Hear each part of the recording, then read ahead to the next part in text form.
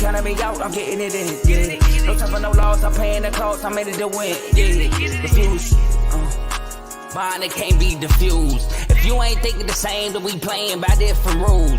You can't see the vision, we living at different views. Until we complete the mission, keep getting up, never snooze. I walked a mile in my shoes, had the mind of a fool, chasing diamonds and jewels. Trust me, I was confused. Started minding my business and used my mind as a tool. Ended up finding my purpose and found the time to get to it. They told me I couldn't do it. They told me I couldn't make it. They sold it, could never break it. That's sadly mistaken. I need a piece of the pie. I want it so bad I can taste it. They told me, keep on running toes, they gon' take them. Used to lose, built to win.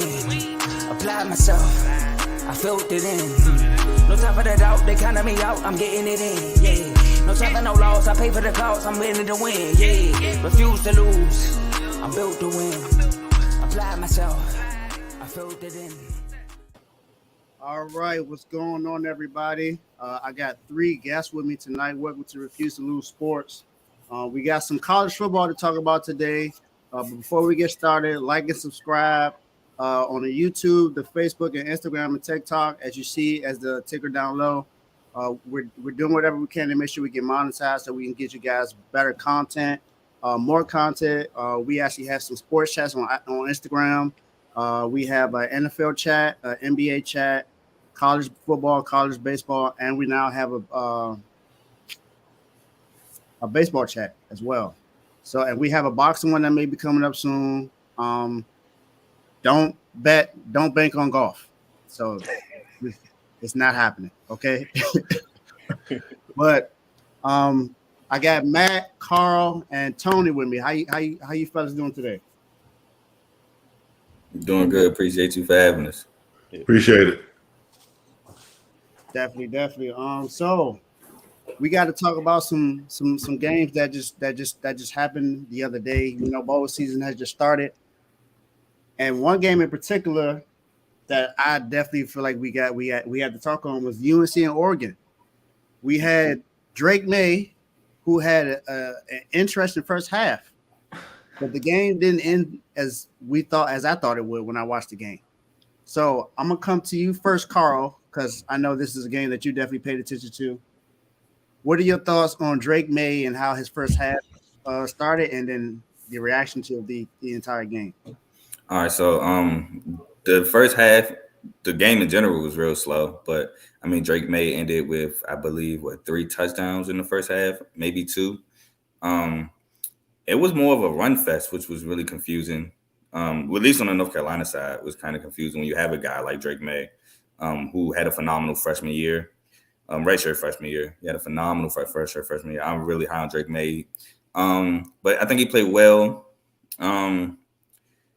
Not too much really to say about the first half, mainly because I had technical difficulties with the first half of the game. But I still think both Qs actually played well overall. Now, I know you didn't ask, but Bo Nix, in my opinion, played sloppy in the first half. The interception was fluke. Oh, kind of fluke. I think the DB it was a little mixed with fluke, and then, I got the fluke. I'm going to make a smart play out of the fluke, because he did kick that up for him to get himself. So it's like a mixture, but overall, it's a really good game. I was confused because it was a really good defensive game, and North Carolina was missing like 3 DBs, I think, all in the transfer portal, and that defense was absolutely horrid throughout the season with those guys, but it played actually well. Maybe it was the extra bowl practices, extra game planning, but that defense actually played well with those guys coming in and stepping in for them. And Oregon defense been spotty all year, but they actually played really well too. So I was confused, but it was a good first half, good game. Yeah, I kind of felt the same way. I saw him when he threw for 3 touchdowns in the first half. I said, okay, I expect a high score again. This might be, a 51 to like 48 kind of game, but it definitely didn't end that way. And I mean, Bo Nix is returning, so that lets you know he ain't got that much talent to be going to the NFL if he's coming back for another season. NIL was crazy. He started off at Auburn, and now he's at Oregon, and he feel like he still got more to prove, so he come back for another season. And he probably, if he gets drafted, I'm pretty sure it's not gonna be in the first 2 rounds. But who knows? They got Will Levis being as a top 5 quarterback in the draft, so who knows? So Tony, I'm gonna come to you next. So, what are your thoughts on the game? I mean, pretty much the same thing.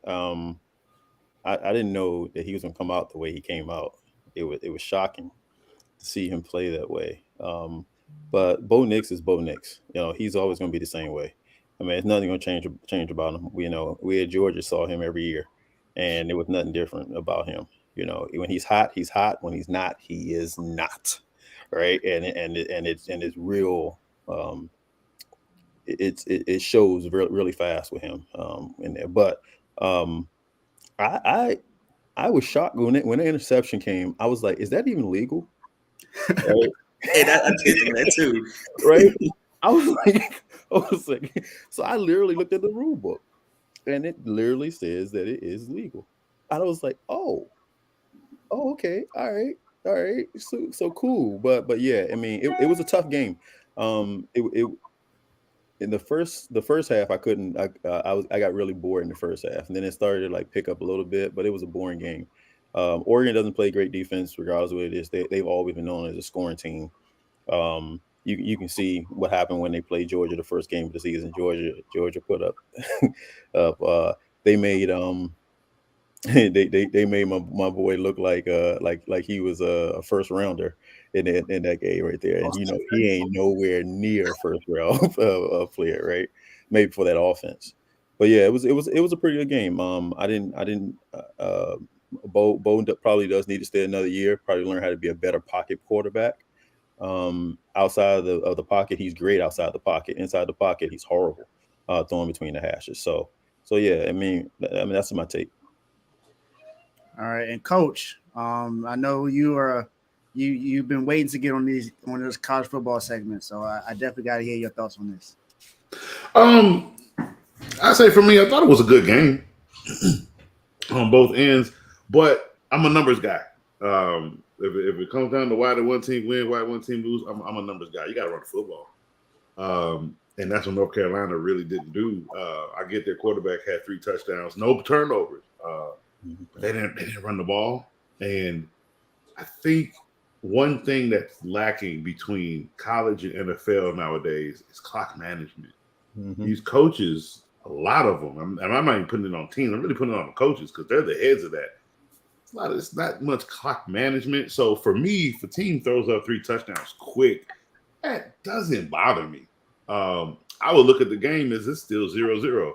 You gotta show me a reason why just because a team put up 3 touchdowns in the first half, they're supposed to win. I don't buy that because I've seen too many comebacks. I've seen too many teams stall, run out of gas, and I've seen too many comebacks get mounted back for you to tell me a 3 touchdown lead is anything early in the game. Late in the game, we can have a different discussion. What I saw from Oregon is they had a good pace. They had 149 yards on the ground with 205 yards in the air. So they had a very balanced game, a very clock manageable game. They know where their flaws are, but they know where their strengths are. And you saw that in a lot of the game for the win. So, I mean, my take, I don't think either quarterback is ready. I don't think either one should be talking about draft right now. I think Drake May is more ready than Bo Nix, but Drake May gonna be a number 1 pick next year. And I would say next year. I wouldn't say this year. He can't come out. He can't come out. Okay. See, that part of college, I'm still a little behind on of who can come out and who can't come out. I just listen to more so the chatter right now. So me personally, right now, none of them would be ready. But I would agree, Mays will be ready a little next year over Oregon's quarterback. I don't think he's even gonna. Again, I think he's more of a 5th, 6th round draft pick. To be honest with you.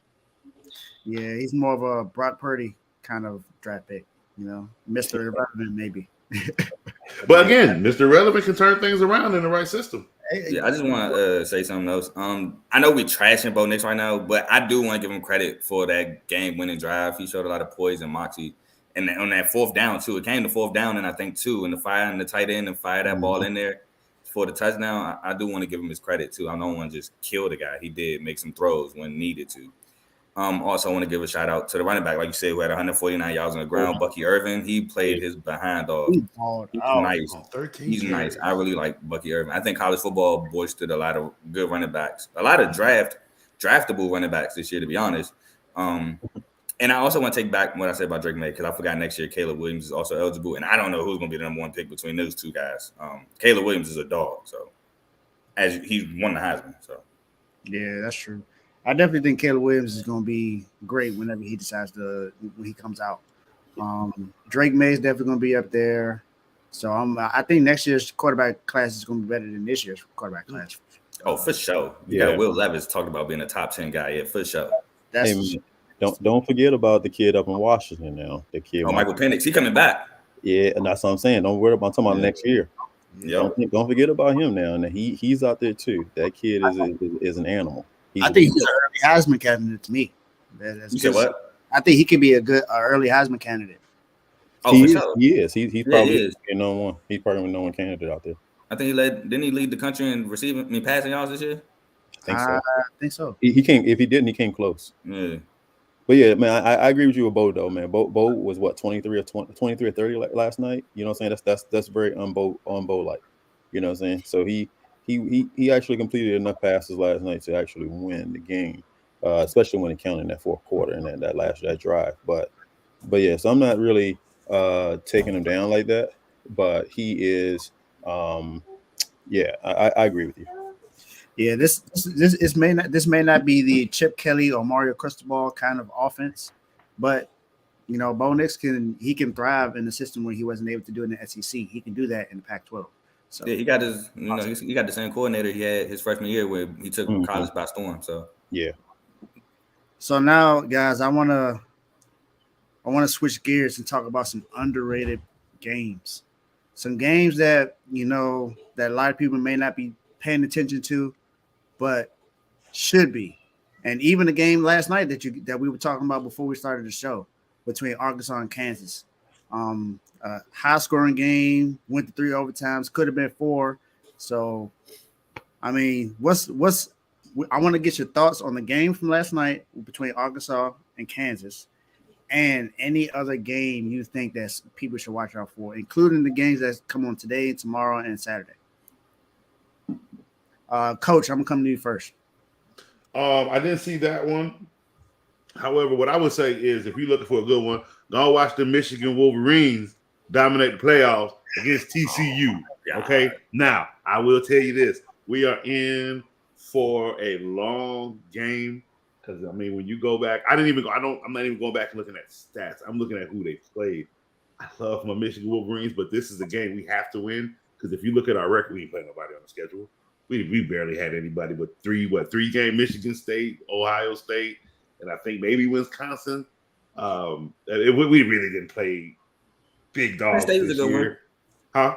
Penn State was a good one. I ain't gonna Yeah, Penn State. But when I looked at TCU schedule, man, it was a they had some teams they played and whipped. So they didn't have a scrub schedule. They really had a decent schedule this year. And for one loss on that schedule, I was really impressed. I mean, you could really look at that schedule and say they could have came out 2-3 losses, really. But to come out of that schedule with one loss, I'm gonna be honest with you, I am actually scared for us to play against TCU. It's gonna be a dogfight. I really believe that. It might even be a low-scoring game into the third quarter where either one of the teams is gonna have to pretty much take off. But I think that might be. I want it to be Michigan. I want my soul to say Michigan. But TCU has played against a lot of good teams, and that really means something in college as it pertains to defense. Looking at what their schedule looked like, their defense was good against a lot of these teams for them to come out with 12 wins. And then I just look at our defense on Michigan's side. We didn't play teams that I can really say like, yeah, we put 50-something points on them. You better. That team's nobody to talk about. So I think it's going to be a good game, a good matchup. And I think either team that comes out with the win is going to benefit more going against if they have to play Georgia. I think Ohio State was a good game for y'all too. I mean, y'all came It was. against them. But he said it. So that's 2 good games. But it's It Carl. was a good game. Carl, I think it's ironic how I'm sorry to say this, but both of our teams are not in the bowl game, and they're both of their teams in the playoffs. Yeah. The top 2 seeds. so I think it's only right that I go to you, Tony, to see what game. How did you feel about the game last night if you watched it, and a game that you're looking at other than your game, of course, that might be interesting that people might not be paying attention to but should look at. Yeah, I'm sorry. This number one thing over my shoulder here is kind of hurting me. Hold on. All right, hold on. All right. No. That game last night was awesome, dude. That was probably the game of probably the game of all games right now. I mean, the game last night with UNC and Oregon was pretty good, but this game was a game they were down. What was it? 38-13, I think it was. Yeah. They were down 38-13 and came back to tie the game. They got an onside kick. I have no clue. I don't know what the guy that was in the back doing an onside kick was thinking when he saw the ball bounce up near him and decided to look at it while the Kansas guy goes and grabs the ball. I have no clue what he was doing. Cam Newton, huh? He would have gone to the locker room right after that. He would have never gotten the game again. Go to the locker room, go shower, go watch it in the locker room, do whatever it is. You can't play anymore. You know, but yeah, that was a great game. Now, one of the games that everybody's overlooking, in my opinion, just because of the teams, is probably the Cotton Bowl between Tulane and USC. Okay, and the reason why I'm saying it, Tulane's going to move the ball on them. Okay, Tulane's going to move the ball on them. They're like a mini Utah. So USC bet not come out there and think that they are just a pushover type team. That's a good game there. The Alamo Bowl is pretty good too. I mean, we have some pretty good games in there. But if there's any game that I can think of right now, those 2 games right there. The Alamo Bowl between Texas and Washington is going to be a good game, and then that Cotton Bowl is going to be a really good game also. So those are games y'all should look out for. Of course, I think Washington's going to come out in that game against Texas. Of course, I got that. I got Washington too. Washington's going to win that game. Yeah, Washington. Well, that's because Bijan isn't playing, and they back up not playing either. Roschon Johnson. Yeah, and Roschon. Yeah, they got all. And look, got to say this real quick. This opting out thing, man, is killing me, bro. Like, play. I get that you're trying to prepare for the NFL and do all something like that, but you got a team there. Your team is trying to win a bowl game, right? They need you. They depend on you all year long, and then you come in there and you opt out and stuff like that. Even in our game, you know, Ohio State's wide receiver has the opportunity to play. He was dealing with injuries all year, but he's healed up enough where he can play now. But he decided. JSN? Huh? You talking about JSN? I think it's his name, right? Jackson Smith-Njigba. He playing? Yeah. No, he opted out, but he can play. Now, just for all you Ohio State fans, I am very, very happy that the other receiver decided to run his mouth and talk trash, because that's the only thing, the best thing that our coach does, that Kirby Smart does, is uses other teams' sayings as motivation for other teams. They did it in the Alabama game last year when they came in there and said that they were slow and out of shape and all this like that, and they came out there to prove a point. I'm telling you, they're going to prove a point against Ohio State. I agree. I'll definitely be looking out for that game. I'm hammering them -6.5. Yeah, USC is only a 2-point favorite against Tulane, so they're expecting that to be a they shouldn't be that game. Yeah, it opened at -1.5. Yeah, I don't know why they're that. Is Caleb even going to be able to play well? No idea. I don't know. I don't know, because he didn't look good in that last game. He looked like he could barely walk. Yeah, exactly. Yeah. I'm not sure. But just to give some quick stats on the Tulane's players there. So their quarterback threw for 25 touchdowns and 5 picks, almost 3,000 yards. Solid but guy. their running back, 200 carries, almost 1,400 yards and 15 touchdowns. That's USC. They were going to be able to move the ball. Because USC defense is real spotty. real spotty. And Tulane, if you allow them to run the ball, it's gonna be a long day for USC. Yeah, USC defense need to get turnovers. They play that defense that my coach used to call Mexican defense. Ole. Mm-hmm. Ole. Yeah, they need turnovers. If that defense ain't getting turnovers, that defense is Ole. Right by me, coach. that defense definitely need turnovers. Carl, your thoughts. All right, so I ain't gonna lie. So I was watching the game. I think I can't remember what game was before that, but it was in between the Oregon Carolina game and the game before that. So I was watching the game, and Arkansas was just moving the rock. It was easy. And I'm in this little betting group chat, and I was like, dang, I let y'all talk me out of Arkansas -2.5. Like I knew it was Arkansas this whole time. So I go to the Oregon game when it come on, and I'm just watching it though. Like I'm keeping track of it, and I just see touchdown. Jalon Daniels throwing a touchdown. I'm like, hold on now. It's giving the game. So I'm watching, and all of a sudden it's tied 38-38. But that's not the play I want to talk about. Tony basically talked about everything in regulation. I want to talk about everything in OT. So Arkansas, boom, touchdown. Kansas, good plays, touchdown. We get to the second OT, and I believe Jalon Daniels fires it into either Lawrence Arnold or Mason Fairchild. I'm forgetting who scored the touchdown in the second OT. But you get to the 2-point conversion to send it to the third OT. And Jalon Daniels is short. But there's a targeting call on a Arkansas defender. Do I like the targeting call? Not really, because the QB changed the strike zone. He's trying to keep him out the end zone to win the game. I think you should let that slide. But player safety is bigger than a team winning, I guess. So, I don't like it, but it is what it is. You get to the third OT. Beautiful. I think that was the halfback wheel. Beautiful throw by KJ Jefferson. Now, Kansas, for some reason, decides to get cute and runs a reverse pass to the backup quarterback, Jason Bean, who I actually like, but he hasn't thrown all day. He hasn't been in the game. It's third OT. Third OT and on, for those who don't know, in college, is 2-point conversion plays for the rest of the year, thanks to that Michigan-Penn State game a couple years ago, but they went to like 7 or 9 OTs. Mm-hmm. So 2-point plays the rest of the game.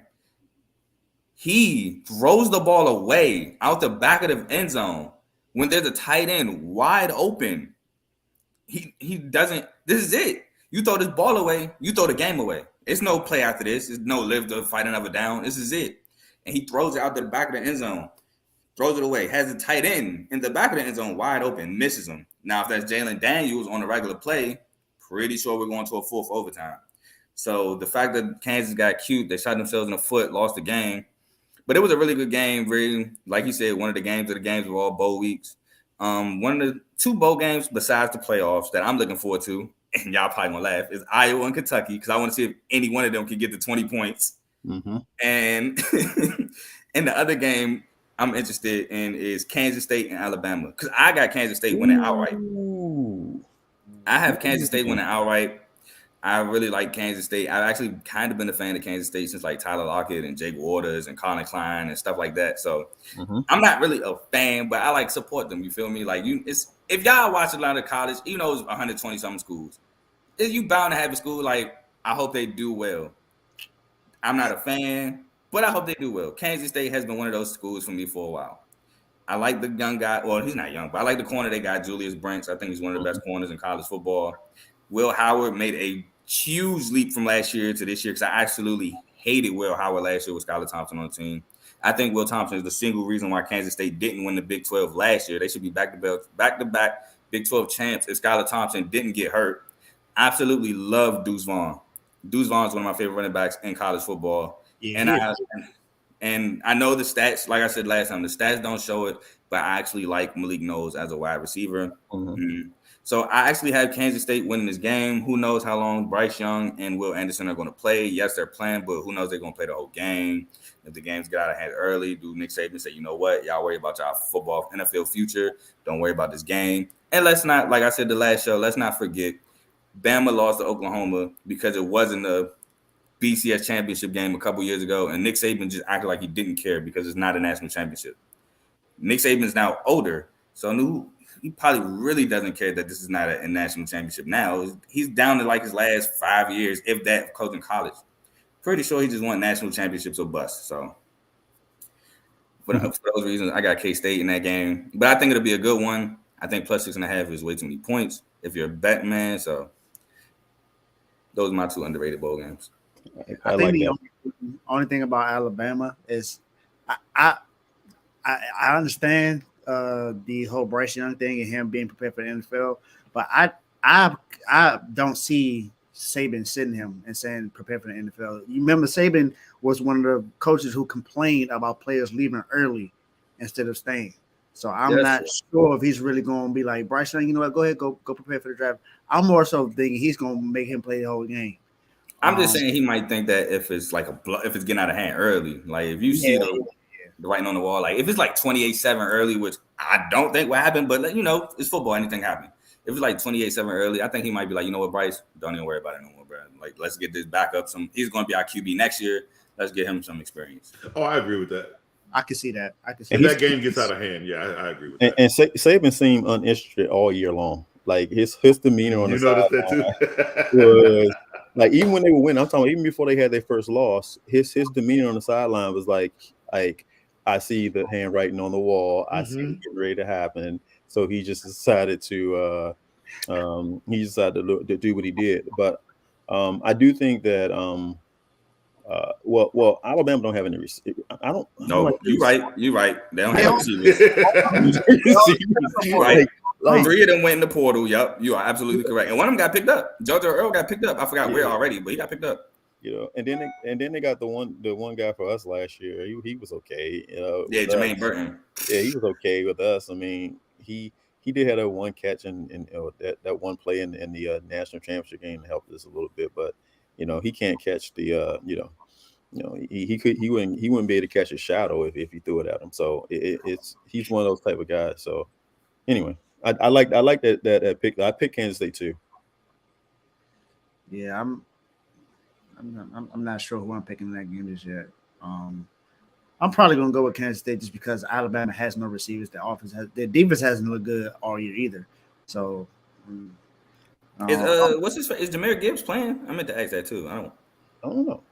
Yeah, I didn't hear him say he's not going to play. So. Yeah, me neither. But I was just questioning it. Yeah, and then Will Anderson's not going to go 100% in there. He's not going to go 100% there.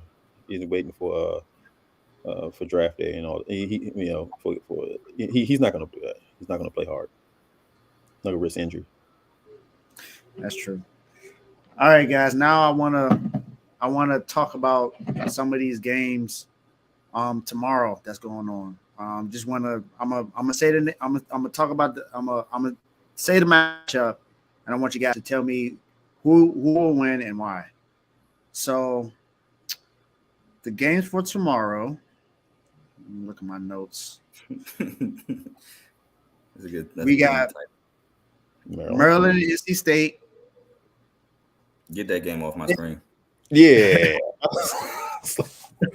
Oh shit! Versus UCLA, Notre Dame versus South Carolina. That's probably the best game, one of the best games of that whole day. Ohio and Wyoming, and Tennessee and Clemson, the Orange Bowl with 2 orange teams. So I'm gonna start with the least known game: Ohio versus Wyoming. Give me the Bobcats. Mm-hmm. I love. I know I brought it up before the season. I love matching Tuesdays and Wednesdays. Ohio was in the MAC championship. Wyoming has a pretty decent defense, but when they got into Mountain West Conference, that defense didn't look so hot. It didn't look hot against Illinois either, whose offense isn't that great. They have a great running back, but that's about it. Give me Ohio. I think Ohio will be able to put enough points up against Wyoming. Yeah, I'm taking the points to Ohio. 2.5, 2.5 favorite. I'm taking Ohio. Mm-hmm. What about you two? Y'all, who y'all picking in this game? I think Ohio. You too, Carl? I mean, Coach. Cool. Yeah. I'm taking Ohio. All right. So next game, Pitt versus UCLA. UCLA is an 8-point favorite. Should be more. Give me UCLA. I mean, I love Pat Narduzzi to death, and former MSU defensive coordinator, but man, his offenses stink. He has a good running back, but Keaton Slovis was your starting quarterback. Get him out of here. But he's transferring. He's transferring to BYU, but get Pitt out of here. Oh, BYU. I guess it fits him more. UCLA. I mean, I would only give Pitt a chance if Kenny Pickett was still the quarterback. But I wouldn't even give him a chance. I even Kenny Pickett there. Yeah, I wouldn't give him a chance. I'm just saying, Kenny Pickett's better than the guy they have there now, so I would give them a better chance. Kenny Pickett have receivers. Jordan Addison. Yeah. So come on. So I think it's consensus. Everyone's picking UCLA to win that. UCLA. I think UCLA gonna pick that defense apart. Doing DTR and Zach Charbonnet. I would be surprised if it is like a serious blowout. We may like if it's 30 plus at halftime. If it like gets that ugly, we actually might see the second quarterback come in that game. Yeah. Like it might get really ugly. Right. Next game, Maryland and NC State. Why? NC State is a 1-point favorite. I'm gonna go NC State just because they defense. I mean, I like a linebacker. I don't even know if he's playing, but I really like their linebacker. They have Drake Thomas. I think he's a top linebacker in the country. Their quarterback situation though was terrible. Devin Leary to me was never that good. He was projected to be like first team all ACC. I think to start the year. Never liked him. And it's fitting that he's transferring to Kentucky to take Will Levis' spot, another QB I don't like. So I think that's a match made in heaven. But Maryland, I just think they'll be able to contain Maryland's offense. Talia, he's improving every year, but I still don't think he's there yet. They don't use, to me, Maryland don't even use their best receiver, Rakeem Jarrett, enough. So give me NC State. Yeah, that top receiver isn't even him. Yeah, they got a good run game though. Demby. And see, that's why I'm taking Maryland. And the reason I'm taking Maryland in that game, for some reason or another, I just think Maryland's going to be able to run the ball, control the clock, and going to win the game in the end in the fourth quarter. And that's just what I think. I don't think the NC State's going to be able to do anything. Both teams suck, though. I mean, that's why I just took NC State. I just took NC State, man. Honestly, I don't care who win that game, but I'm a defensive guy, so I took the better defense. I mean, we can do one of those the Detroit-Pittsburgh coin flips, right? And kind of figure this out, right? When was the last time Maryland was good? Probably with Torrey Smith and Darius Hayward-Bay. Wow. So therefore, there's no way in hell I think they're winning this game. Oh man. I mean, Maryland did beat SMU. Yeah. I mean, and they hanging it tough with Ohio State too. So they hanging it tough with y'all. I just can't. I honestly don't care about this game. So I think it's a better defense, to be honest. Yeah, I'm only going with Maryland because we win the DMV. That's the only reason why I'm picking them. I really got I'm not really too excited about this game either. And then the last game, Clemson versus Tennessee. Jalen Hyatt is going to. Don't disrespect my South Carolina Gamecocks like that. It's 2 games tomorrow. 2 more games. Hold on. That's why I say South Carolina for last, man. All right. You said the last game. I'm like, oh, we exist. I know. I had to make it a little funny, but I mean, my boy Debo with the South Carolina, so I yes, like sir. So Tennessee, Clemson a 6-point favorite.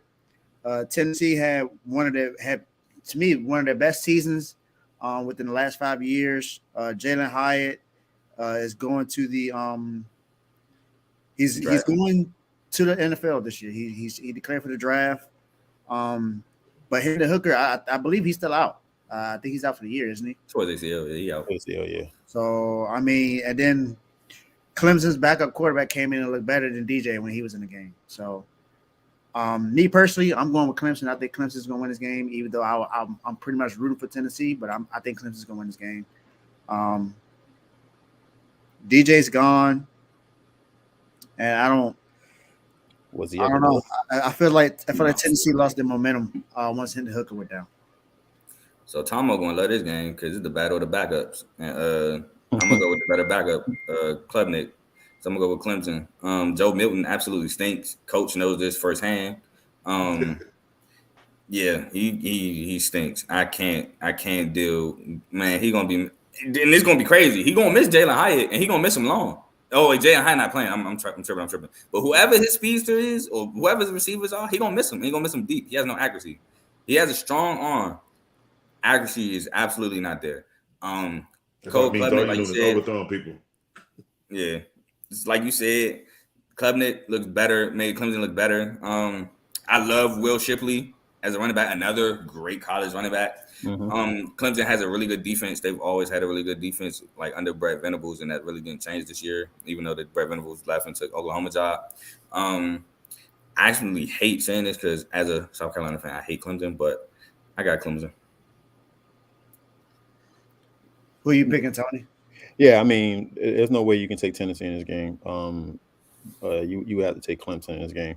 Man, that guy, the backup for Tennessee reminds me of an unathletic Cam Newton.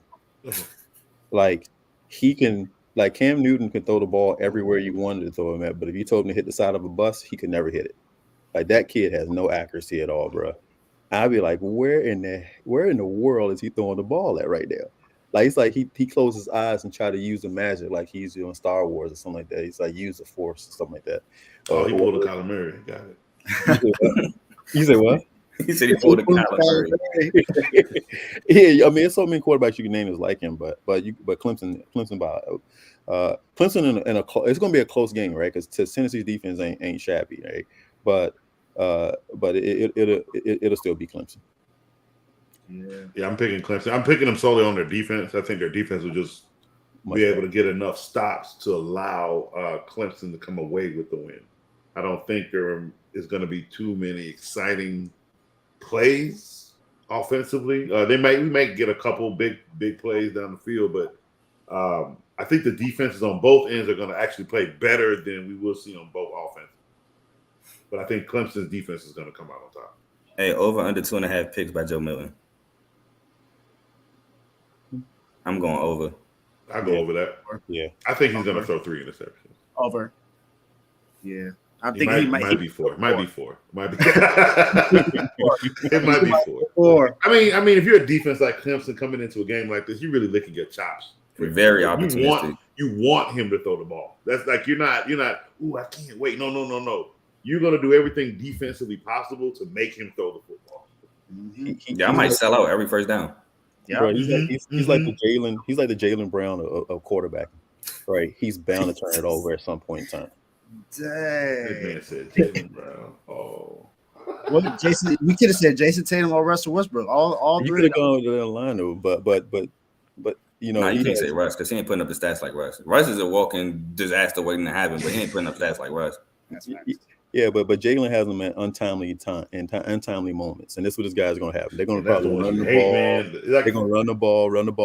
They're going to throw back and throw the ball. He's going to throw it to the other team because he wants to be in the portal, and he's trying to show that I will throw it to you. I'll throw it to you. And it's funny about that point you made because like I don't get mad when a quarterback throws a pick in the first or second quarter. That doesn't bother me. Picks are going to happen. This is football. I've been seen too many times Drew Brees, Peyton Manning, and Tom Brady purposely throw an interception early in the game because they really it's a way to know exactly what the defense is playing. It's a certain part of the field you're throwing the ball, and if you see that double coverage and it gets picked off, it's kind of like okay, that's pretty much where you guys are going to play me every time you see a play like this. It's just one of those things that good quarterbacks do. You cough up a pick so you can bait the defense. That's all you're really doing. Now, if you're a guy that's throwing those picks, 5 minutes left in the fourth damn quarter, and you need a touchdown to win, or you need a comeback in those 5 minutes, now we got a problem. Like, I don't care about the early touchdown. It's the stupid decisions at the end of the game. Like, what were you thinking? Like, what caused you to think that was a viable play to you? So, yeah, it's all about when the turnovers happen to me. You can throw 2 picks in the first quarter and still win a game. It's early in the game. You just can't do that in the fourth. I mean, unless you're playing for Miami, the Miami, Dolphins, and your coach just leave you out there concussed and stuff like that, and you don't know who you're throwing the ball to. Yeah, that's true. Just saying. Or look here, we need an NFL segment because I got some thoughts on this Miami team. I saved it. I saved it for this time. I couldn't wait We gonna save that for the NFL segment. That depends if you're Tony Romo too. You definitely will throw a pick late. Oh Lord, I still remember that Broncos game. That is crazy. Your man out there, your man too out there dancing like James Brown on stage, and you can't tell that man got a concussion. Like, come on, man, come on, bro. Anyway, I'm sorry. All right, guys. What's the last game? Last game, South Carolina. Carl, I know who you're going with. Maybe. So I'm going with you first. You love South Carolina. That's your boys. Talk about the game, your prediction, how you feel. All right, so I have a love-hate relationship with South Carolina football this year. I don't know how we're 8-4 this year. I still can't wrap my head around how we finished 8-4. Don't ask me to explain that because I can't. But Spencer Rattler was probably one of the better quarterbacks we've had. And since Connor Shaw, it ain't probably. He's been the best quarterback we've been able to recruit to South Carolina since Connor Shaw. Mm-hmm. If y'all don't know who Connor Shaw is, I'm pretty sure Tony knows who Connor Shaw is. But I know who Connor Shaw is. I remember. Yeah, I'm about to say for y'all that don't know, Connor Shaw probably was the best quarterback in South Carolina history. I love that guy. We had, and I'm speaking since you brought up Debo, we've had Debo Samuel, Brian Edwards, and Rico Dowdle on the same team, and we sucked because we didn't have a quarterback. Our quarterback, I think, was like Angel Nunez or something like that. Sucked with those weapons. Anyway, to my point, I still think this offense is pretty spotty. Notre Dame actually has a really good defense, and they have a defensive-minded head coach in Marcus Freeman, who I hate Notre Dame, but I root for my black coaches, so I kind of got to root for him. I think Notre Dame wins this game. I don't trust neither offense, to be honest, but I for sure don't trust our offense. And we gave up like 300 to 400 yards on the ground against Florida. Now, we were able to bounce back from that, but I think Notre Dame will have enough possessions where our defense will eventually wear down and they'll be able to run on us because they do have a really good running back as well in Notre Dame. I don't know if Notre Dame's quarterback is playing because I know he's transferring. I believe he's transferring to Arizona State, but that doesn't matter. Their quarterback absolutely stunk, in my opinion. He stunk at Wisconsin. He stunk at Notre Dame. I think he's going to stink at Arizona State if that's where he's going. But I'm going to trust Notre Dame defense to actually beat us. And it hurts because I hate Notre Dame, but I got to be real. Yeah, I'm the same. I hate Notre Dame too. I can't stand them. I've never rooted for them, never will. And I'm sorry, I'm picking South Carolina. I'm not picking Notre Dame. There's nothing in me that's gonna make me pick North Carolina. I mean Notre Dame. Sorry. So, but I think your defense is good enough to be able to stop them. I don't think their offense is that good to be able to beat you guys that bad, or to really even put. I don't think they're gonna be able to put 28 points on you guys. That's just yeah. So I don't think that our defense is bad either, but I think they're not going to be able to get off the field a lot. I think they're going to be on the field constantly, and it's just going to wear them down. Yeah, but I think with Spencer Rattler, quarterback, you got a good chance to win this game. So I'm picking you guys to win at least by 3. I'm thinking more so a 27-24 game, 24-21. But I don't see them. I don't think Notre Dame is going to be good enough to win this game. Carl, Coach, what's your pick on this game? I hate Notre Dame. I hate them. I hate them. I hate them. I hate them. I hate them. I hate them. I hate them. There's nothing about them I've ever liked about them. I hate them. So I don't give a damn what happens to them, who plays them. I just want them to lose. So I'm picking South Carolina for this game. I'm not a big South Carolina fan. I mean, the last time I saw the relevant is when Jadeveon Clowney was Connor Shaw. Michigan hit. Connor Shaw. Okay. Oh yeah, we did beat y'all in that bowl game. Yeah, got my boy drafted number 1 off that joint. My boy. So Carl, you see firsthand where my hatred for Clowney comes from. Bruce Ellington scored the game-winning touchdown, I think, that game. Yeah. So I think they're a lot better than Notre Dame, to be honest with you. I wouldn't be surprised if they actually win this game by 2 touchdowns. I forgot what game it was. I was watching Notre Dame this year.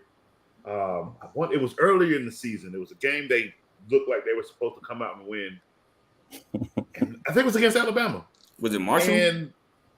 Was it Marshall? They didn't play Alabama this year. They didn't play Alabama. They played Marshall though. It might have been Marshall. It might have been the game against Marshall. And I don't know what happened.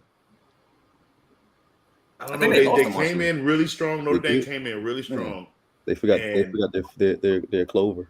They just forgot how to play football for the rest of the football game. They looked embarrassing actually. Mm-hmm. They looked Yeah, embarrassed. I think you're talking about the Marshall game.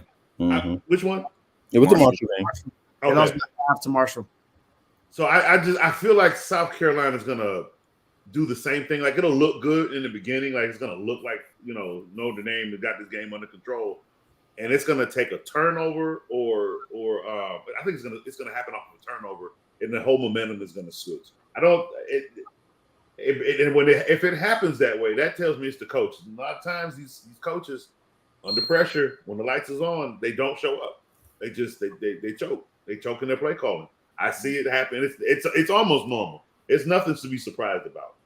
Some coaches know how to go in the game down 3 touchdowns and have changed nothing in the game plan, which to me doesn't mean anything wrong. They stick with their game plan. They know what they need to do to win this game. Anything can happen on why you turn the ball over 3 times. It can happen on a kickoff, punt return, fumble. It's so many reasons why 3 touchdowns can happen so quickly. But if you know how to play football and coach your team, you can come out of that adversity with no issues. And I don't see Notre Dame as a team that can play against adversity. I think if they have a big lead in this game, maybe a 2 touchdown lead to start, they may be able to hold and maintain and keep that 3-point close, keep it close by 3 points. But I think if a turnover happens anywhere between the second and third quarter against Notre Dame, South Carolina's going to take away. They're going to take the momentum and they're going to snatch this game right out of their hand. Yeah, I agree. I definitely think. I don't know about the 2 touchdowns, but I think they're gonna win this game. Tony, what's your thoughts on the game? All right, so when we played South Carolina, I think the 3rd game of the season, Smashed us. something like 48-7 or something like that. He was the first team to score a touchdown on y'all, though. Yeah. I remember that game too because did y'all score first? Dang. No. They scored. No, I think it was a blowout from the finish, but Oh. he scored. I think South Carolina scored. It was the last touchdown, I think it was. But when I saw y'all play, there were times when your receivers were open in the back and on our defense. Right? It was just that there was so much pressure on Spencer because the offensive line wasn't really that good. That he was just running for his life back there. Right? He completed let's look at the stats, 13 or 25 or something like that. Right, but a lot of those plays it was drops. If you go look at them, they had a lot of drops that game, right? And there were drops where the drives could have kept going. I'm taking South Carolina because Notre Dame sucks. I mean, they really not that good. Now the coaching is great, but the execution with the players on the field is bad. Like you see them overrun plays all the time. And the one thing that for some reason, even though South Carolina really doesn't have a running game, for some reason, and at the end of the season, everybody was going for the play action. I have no clue why. All the teams they beat they were, if you look at it, a lot of them were off of play action plays. Fake bootlegs, and so he bootlegging naked bootlegs and things like that. Like he was doing all those type of things, and people were wide open in the field. I don't know why they had no running game, but South Carolina has come. So I think the defense is pretty good, but the problem with when we played y'all is that we had short fields. We had a lot of short fields. Okay, so we were scoring because of the short fields. So we didn't really put that many yards up on you guys either. South Carolina's going to win. And they're going to win probably what coach says. They're going to probably win by probably about 2 touchdowns. I got it somewhere around like 38 to 24. I don't even think Notre Dame is going to score 24 points. I don't know why I said that. I don't even think they're going to score 20. Hey, look, I appreciate the confidence. Y'all making me question my fandom. But I hope we win. I'm going to be hoping that, like I said, I hate Notre Dame, so I hope we win. But I just wanted to address Joe real quick because I explained why I'm a fan of 2 schools. So obviously I went to MSU, graduated, went 2012, 2016, graduated. So fan of MSU, obviously. I grew up, my father lived in Columbia, South Carolina, like 10, 15 minutes from the school. Grew up watching Jadeveon Clowney, Sidney Rice, Stephon Gilmore. The list, the list goes on and on. So I was actually a fan of South Carolina first. Also got accepted to grad school, University of South Carolina. So there we go. Same with me. I grew up a Nebraska fan with Tommy Frazier and all them. All right. However, Yeah, alumni. I'm just saying, that's cool there, right? That's cool there. Now, I will tell you, and just a disclaimer for my school here. Herschel Walker never graduated from the University of Georgia. He never graduated from there. He was never valedictorian of any class of there. They pretty much passed him until he became the Heisman Trophy winner and things like that. So I want to point that out. Full disclaimer from the University of Georgia. I speak for everyone that went to the University of Georgia. Say that we do not claim him any longer. Okay. All right. And this is the last thing I wanted to get guys' thoughts on. There's been a lot of talk about recruiting classes and the transfer portal. So I just want to get your thoughts on the top 5 recruiting classes and who do you think really had the best recruiting class? Sure. So I'll tell you the top 5 what they have listed. They have Alabama at 1, Georgia at 2, Texas 3rd, University of Miami at 4, Oklahoma at 5. Oh, so we won't hear Nick Saban taking shots at nobody this offseason. That sucks. Yeah. All the NIL worked for him this year. They had 7 5-star commits, 24 star, and 1 3-star. So out of the top 5, they had the most 5-star commits. So I mean that automatically puts them at number 1. But Georgia had the most 4 stars. They had 21 4-star commits, 2 5-stars, 3 4-stars. Texas had 11 4-stars, 5 4-stars. 11 4-stars, 4 5-stars, and 8 3-stars. Miami had, which was shocking to me. I'm glad that we had a great recruiting class, but we had 3 5-stars, 14 4-stars, and 8 3-stars. So that's probably the best recruiting class we had in a long time. Thanks to Mario Cristobal, who also used to play for University of Miami. He was always an lineman when we won the championship in 2001. And then Oklahoma had 13 4-stars, 3 5-stars, and 9 3-stars. So, do you know the only reason why Texas is on there? There's only one player, huh? It's Arch Manning. That's the only reason why they're there. If you go look at their recruiting class, it's pretty nice. I'm not saying Texas' recruiting class isn't nice, right? But the only real reason that they got the number 1 guy. That's the reason why they're there. Yeah. I mean, you get Arch Manning, you get the quarterback that everybody wanted, then that pretty much boats you out there. I think we had a better recruiting class than Texas overall. But I said it to you. I told you that Miami's recruiting class is better than Texas. I don't know how Texas got to be. I don't know how Texas got to be in the top 5. But go ahead. I mean, y'all could have been up there. If y'all didn't lose them recruits, y'all lost a lot of recruits too and still top 5. I do know that. I don't really follow recruiting classes and stuff like that, but I do know because I know somebody that's a Gator fan that y'all lost a couple of recruits. Mm-hmm. Yeah, I mean, we lost a few, but it wasn't bad. It wasn't Notre Dame bad because Notre Dame lost a lot of recruits. No, I'm just saying that's probably why y'all drop. Could be. But we still have a chance to move up because Carmine McCain still hasn't committed yet. And he's the number 1 cornerback in the country as far as recruit. But the bad thing is he's on the phone with Deion. Deion's been in contact with him. Oh, God. So it's a wrap, my boy. So you know where he's going. Deion's stealing everybody. So I'm hopeful, but if I'm being honest, I don't think he's coming. I think he's going to go to Colorado because he committed to us before, but then when signing day came, he didn't sign. So that to me seems like he's going to Colorado. I mean, they got Travis Hunter went from Jackson State. That we pretty much knew that's where he was going to go. Once we knew that Deion was going, we knew they were going to get a lot of Jackson State transfers to go there. Both his sons are there. Travis Hunter was like, well, is the other one there? Yeah, both his sons. Yeah, I think they're both there now. Yeah, they both gone. Yeah. Oh, I know he came out with that little press I was getting there. earlier. Oh, Deion really going to do his other son dirty like this? No, both of them went. They both went at the same time. They both transferred at the same time. I think that he didn't want to though. One of them didn't want to though. Yeah, the DB, safety? the safety. Yeah, He didn't. the DB. Shiloh. Yeah, he Why wanted you think my man said he was bringing the bag with him? It was Gucci. Nah, because Shador, but Shiloh went on Twitter and was like, I'm opening up my recruiting. I'm like, that's odd. I mean, I would automatically assume you would just say I'm going to Colorado with my dad. So then I didn't see no news about it. So I'm like, okay, is he really not going to bring them? So y'all just, that's why I was so confused.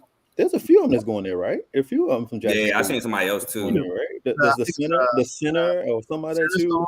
I think it's a linebacker going there too. Yeah, I saw the linebacker. Yeah, it's a lot. They got a lot of people going to Colorado. Dion about to go there and change. Colorado has a lot of people. Yep.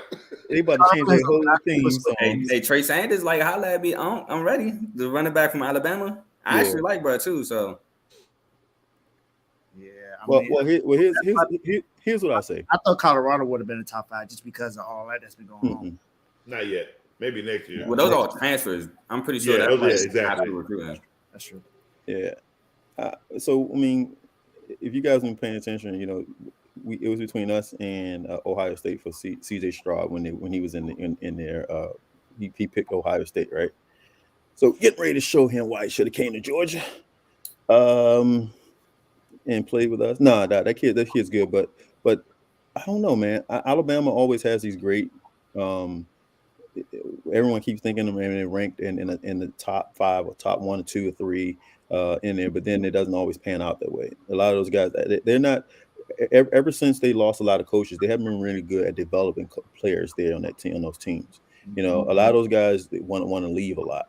You know, look at the receivers that's left already and things like that. They can't even get on the field when you got a guy like I told you can't catch a shadow. It's just playing the whole time on the field, but they got these dogs sitting behind them. They're not good at developing players.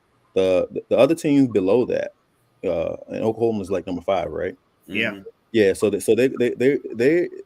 come from coaches that develop players. Georgia, Miami, Texas, Oklahoma, Oregon. They develop players. Okay, and you hardly ever see. The only reason why they have players that leave those schools is because they've developed players that are just so good you ain't gonna get on the field. It's not because they haven't development. They always go to another school and play well. So I don't know. I still don't think that Texas it has a better recruiting class than Miami. I was just looking on here and I'm like there's some other potential players that you guys are about to get in the top 100 from Miami. They're leaning towards Miami. So I mean I see you guys moving up and overtaking Texas soon. I'm gonna be honest with you guys. Look, I think Texas is up there solely because of its size. I mean, I've lived there for my entire life. Texas is huge. Like the state is huge. Every city you go to is huge. I mean, my high school graduation, we had 956 seniors graduate. Those are the ones that walked. We had over 1,200 seniors. Sheesh. Okay. So again, it's the size, and then look at the recruits. A lot of them are right there in Texas. So yeah, they basically are just homegrowing their own recruits, really. Like, they don't have to fight for outside sources like Alabama would, like Oklahoma would. Texas can find everything they need right in their own state.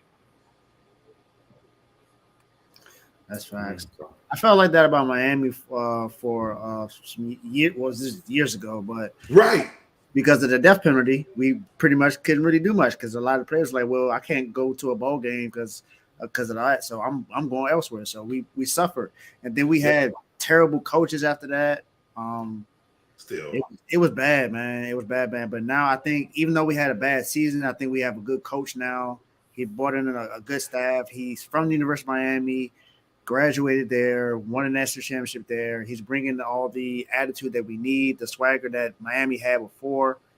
And then he's had, like, even though Ed Reed just left to be a head coach at Bethune-Cookman, all the old Miami players have been there helping out recruiting. So that's what's helping us out. And I think that's going to make us, I'm not sure if we're going to be a lot better next year, but I think I'm almost certain we're going to make a bowl game next year.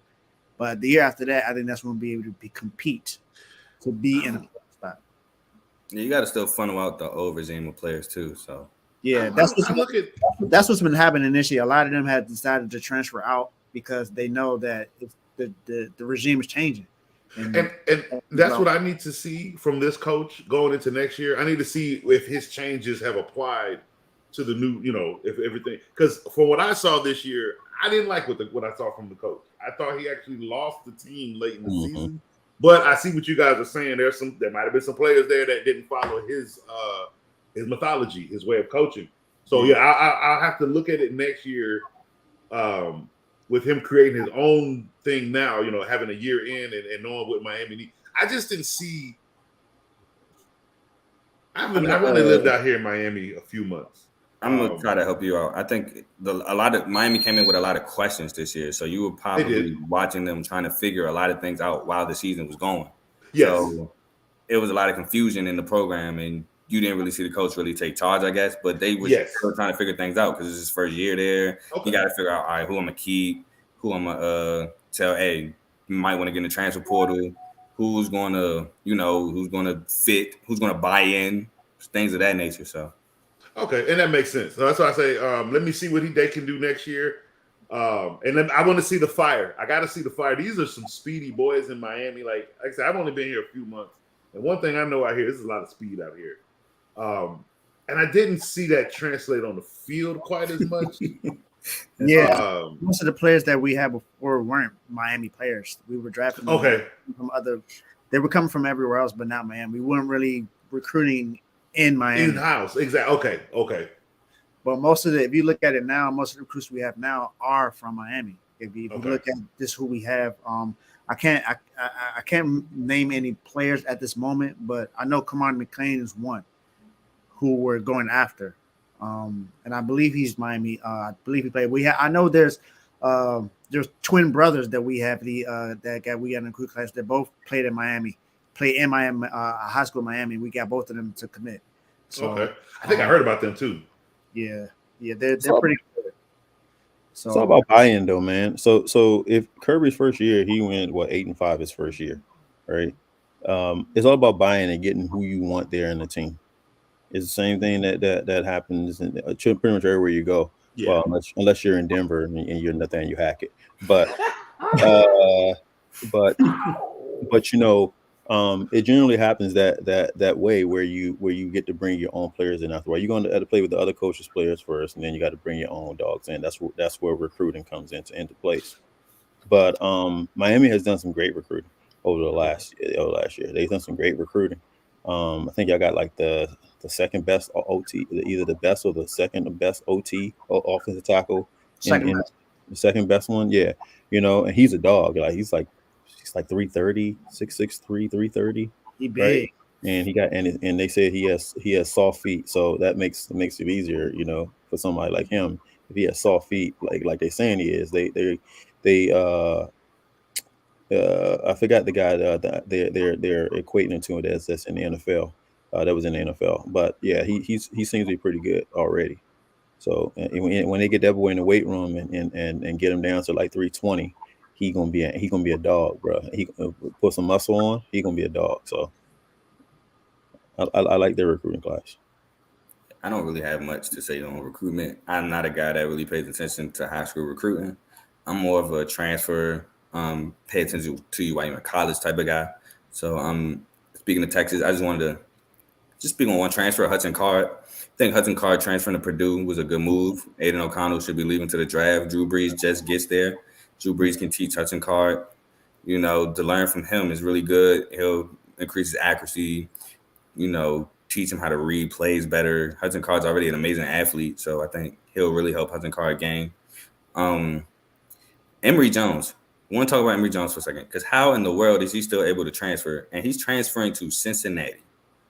Why in the world I think Purdue's old head coach went to Cincinnati? Why in the world are you getting Emory Jones? For what? What is he going to do? Emory Jones failed at Florida, definitely failed at Arizona State, lost his job at Arizona State, and you're bringing him in at Cincinnati, and I think Cincinnati's going to the Big 12 next year. Didn't make any sense to me. North Texas has a guy who's 29 and still has eligibility. He's in the transfer portal. Austin Anu, I forgot how to pronounce his name. I just know he's 29. He has eligibility. Don't know how. Graham Mertz from Wisconsin. He's going to Florida. Why? Why is Billy Napier recruiting Graham Mertz? it's already alleged that there's a strong lead for Grayson McCall. So why are you bringing in another guy, Graham Mertz, who looked bad at Wisconsin? The Wisconsin's third or second string guy looked better than Graham Mertz in the bowl game against Oklahoma State. So, I like Billy Napier, so I'm really confused on some of these transfers. It's I don't know, man. It's the transfer portal is a good and bad thing. I'm confused about some things. I think I like it obviously because teams can a guy doesn't buy in, cool, get out of here. You don't have to wait a year. You can jump right in and play for a school that might better fit your skill set, or you might buy into a little bit more. But I'm just confused this year on some of the transfer pickups.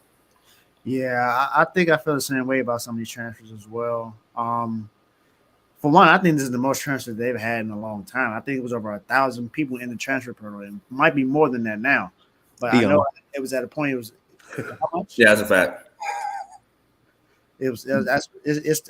That's a lot of people leaving schools and going somewhere else, and a lot of them have been going to places like Colorado, Georgia has a few of them. Like it's a lot of people leave. I mean, of course, Colorado is going to have a lot. Deion just went there, so you got a lot of them going there because they want to play for Prime. But some of these other ones, I didn't get. I also like DJU going to the West Coast. I think the change of scenery going back closer to home might be better for him. He's going to Oregon State. Oregon State had a really good year this year. They boosted a really good defense. Now they lose a couple pieces off that defense that's going to the draft, but I think that might be a solid fit for him.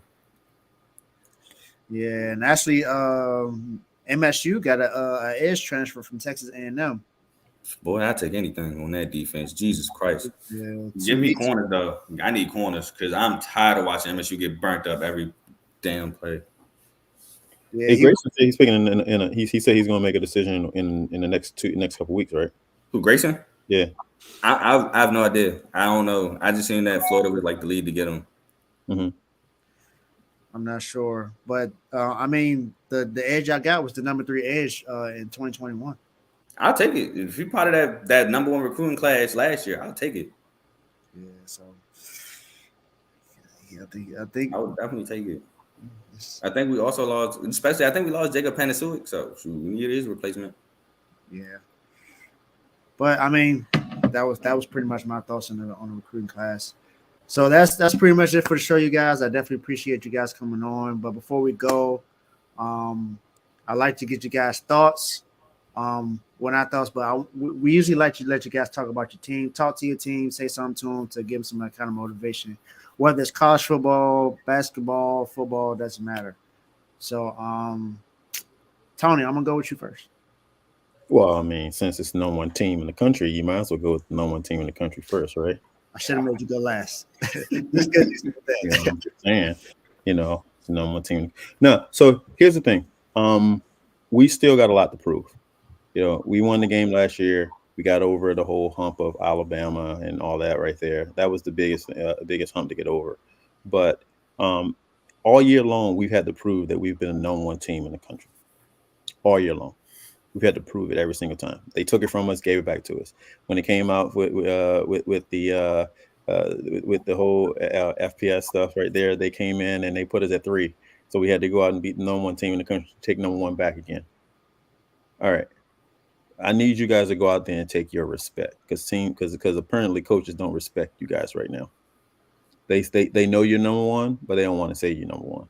So go out there and take and show them why you're the number 1 team in the country.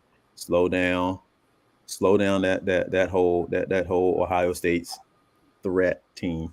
Go and take that dude CJ and show him why he should probably go in there. He reminds me of Byron Leftwich when he was at Marshall, and I know Byron because I played with him in high school. He can't move in the pocket.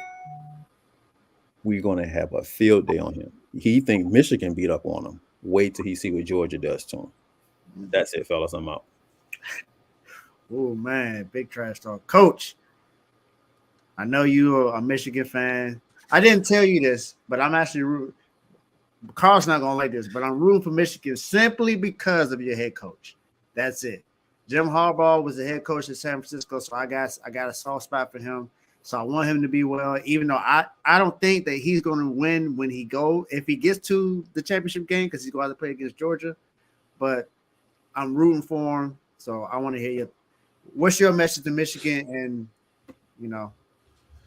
So Jim walked away from a San Francisco team that he built from the ground up. I mean, I didn't think anybody that played against him had any control of the game if you had to play against this dude.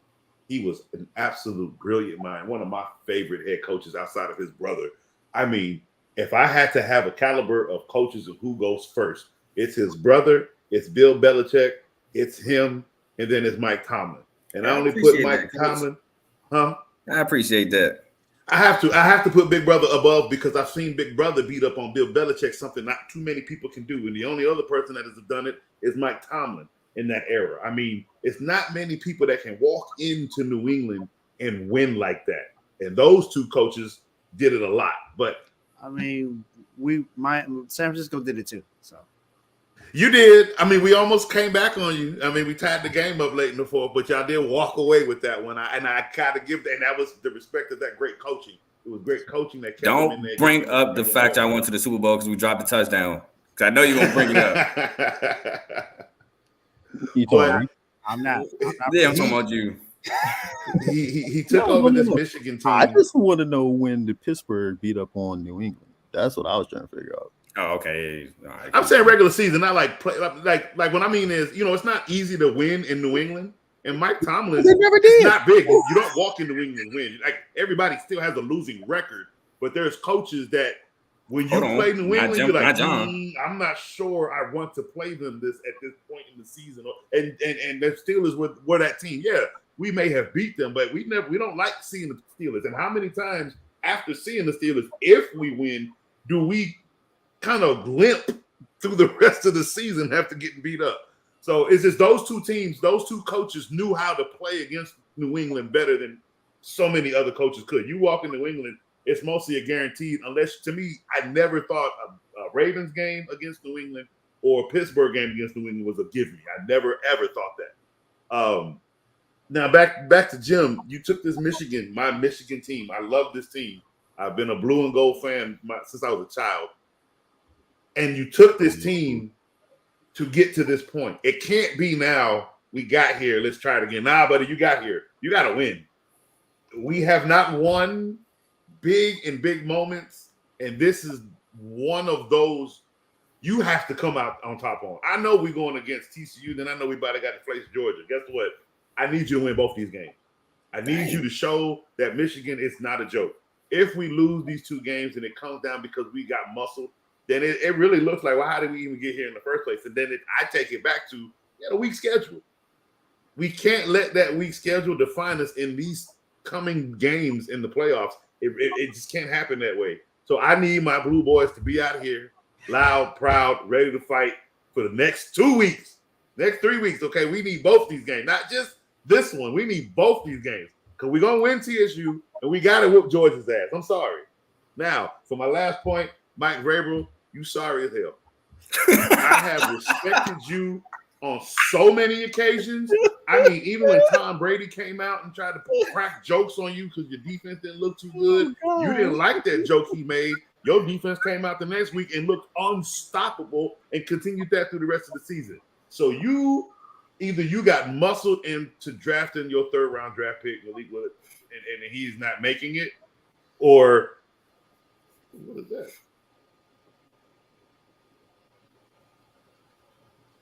Mike Vrabel heard him. Yep, Mike Vrabel heard him.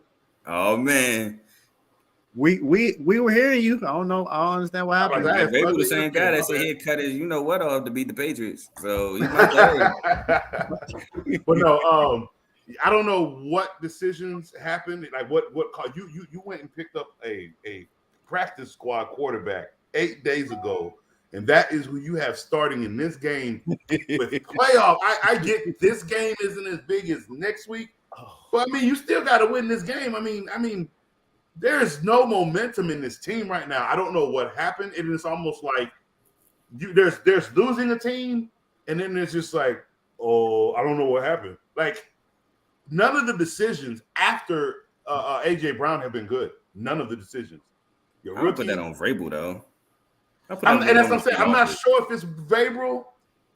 the way in the beginning of the season, I don't know if he was muscled into a lot of these picks and was just saying, well, you can make anything happen. Well, you didn't make it happen this year, and everybody's looking at you as the coach. I don't know what happened to Malik Willis. I didn't think he was good coming out. I don't know why they made the choice to draft him, but there had to have been other things you could have done prior to this moment.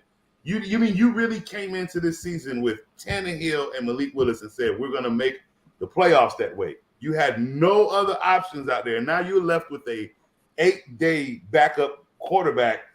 And no Derrick Henry. You decided to sit Derrick Henry in this game. I don't know what they're doing in Tennessee. They look really dumb right now. And I don't want to put it all on Vrabel, but Vrabel's face is that he's the head coach and he's halfway the decision maker for most of these decisions. So he's the only person I can really look at about this. I just think fix it, because I don't think Jacksonville's winning out. I'm telling you that now. The Jaguars are going to win out, and he's going to have a lot of questions answered at the end of the season. He's going to be in the media's face a lot at the end of the season. Yeah, Tomo, for one, you tripping for still making that take. He's just been a hating Cowboys fan. That's crazy. Carl, what's your last words? I know you don't really have much to say to Michigan State because No, I do. I got a couple. I got a plea here for Michigan State. Well, there you go. By all means, go ahead. Before I get to my plea, I would hate to be the coach of Michigan because dang, I got to win the whole thing. Or it was a bust. Jesus Christ, y'all ain't win since what, the 60s, and I got to do something ain't been done. There's a lot of pressure right now. I got to do something that ain't been done since the 60s, or I'm out of here. Like dang, that's kind of crazy, right? So I would hate to be that guy, but look, Michigan State, look, you go to Sam Hartman right now and you tell him, look, you had a teammate come here, Kenneth Walker III, who should have been a Heisman candidate, bald. He got to the leagues. Now I was starting for Seattle. This could be you. You could be the next Wake Forest guy to come and change our program. Come play quarterback for the Spartans. You gotta go get a Q. I'm sorry, Peyton Thorne is not it. I wasn't sold on him to start the year because he be tripping. We got receivers, Keon Coleman.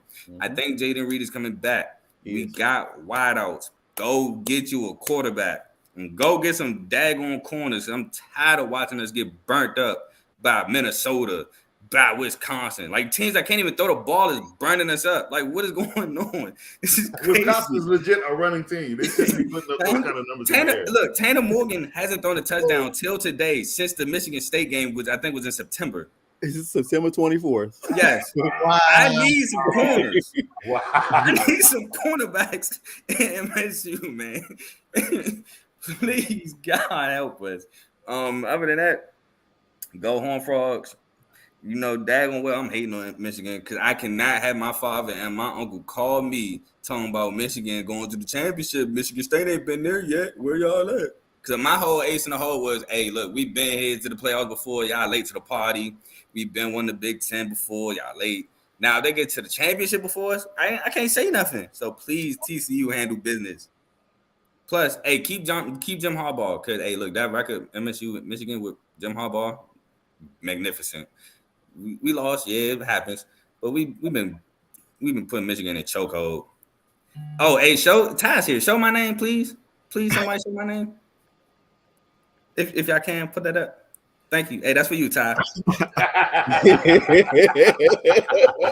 That name right there is for you. And with that, man, I appreciate you for having me on the show. Ty decides to come on the show late just to have one comment, and then all of a sudden, oh man, that was almost perfect. All I really gotta say is go Miami. It's been too long since we've been able to be relevant.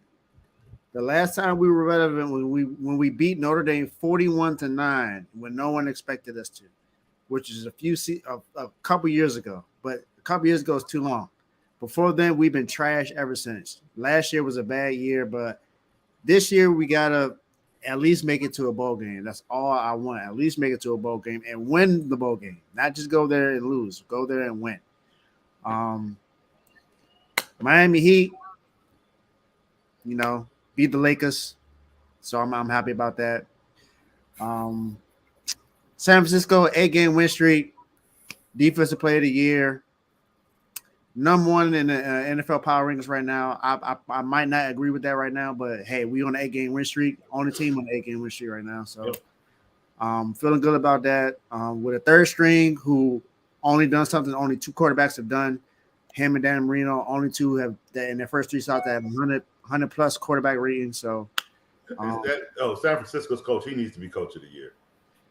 I ain't mad at it. For it. I made a case for it because look, he had Trey Lance in there for 2 games, then he had Jimmy for that whole time, and now Brock Purdy lost Debo. And then all the injuries, Kittle was out for a while, Bosa was out for a game. Armstead no running backs. Had to go get what's his name? Had to go get Christian McCaffrey because Elijah Mitchell was out. Y'all defense been banged up too, so I ain't mad at it. Exactly. There are 2 banged up defenses that have played outstanding football this year, and that is the San Francisco 49ers and the Buffalo Bills. They're going to give it to Philly. You said who? They shouldn't. They're going to give it to Philly. They really shouldn't, man. They Nick really Sirianni. They should. I really hope he doesn't. But they're going to give it to him. They're going to If give you're going to give it to Kev, somebody your that made comments it, that go turned the crazy. team around, at least give it to the Jags, coach. Kev is about to go crazy in the comments or in the group chat now. Yeah, facts. That's true. But that's it for us tonight, guys. Thank you guys for coming on. I appreciate it. This was our second college football show. There will be more coming on. Sooner or later, we're going to do college basketball. I know Carl's waiting to do that because UConn. he definitely wants to talk about. Oh, you a UConn fan? I sure am, my friend. Yeah, y'all tough. I ain't gonna hold y'all. So we're gonna have a college basketball show soon. So watch out for it. Make sure you like and subscribe, share this video. These each segment will be broken down to one video so you get to watch it by itself, but also watch this whole video as well. Share this. Like I said, like and subscribe. We have an NFL chat, NBA chat, college basketball, college football, and a baseball chat. If you want to be in there, put your name in IG in the comment section so we can add you there. If you want to be on the exclusive sports chat, you have to come on the show. So if you want to come on the show, let us know. We'll tell you our schedule when we're available, what the topics would be, and we can get this thing rolling. So thank you guys for coming on. Thank you. Have a good night. Thank you for having us. Appreciate you.